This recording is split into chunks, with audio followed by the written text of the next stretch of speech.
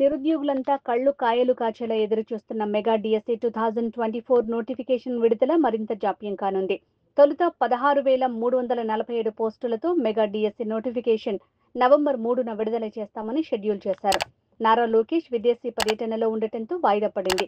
ఆ తర్వాత November 6న notification విడుదల చేస్తామని ప్రకటించారు. అప్పుడు కూడా నోటిఫికేషన్ వాయిదా పడింది.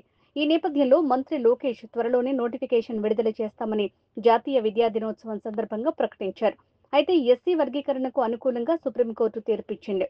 ఈ నేపథ్యంలో రాష్ట్రంలో ఎస్సీ వర్గీకరణకు మార్గదర్శకాలు విడుదల చేయకుండా, ఎస్సీ వర్గీకరణ ప్రక్రియ పూర్తి చేయకుండా మెగా డిఎస్సీ నోటిఫికేషన్ విడుదల చేయడానికి వీలు లేదని ఎంఆర్పీఎస్ అధ్యక్షుడు మందకృష్ణ మాదిగ ప్రకటించారు.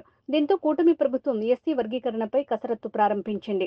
ఎస్సీ వర్గీకరణ పూర్తయిన తర్వాతే మెగా డిఎస్సీ నోటిఫికేషన్ విడుదల చేసేందుకు ప్రభుత్వం సిద్ధంగా ఉన్నట్లు తెలుస్తోంది. ఆ విషయాన్ని మంత్రి నారా లోకేష్ వివరించారు.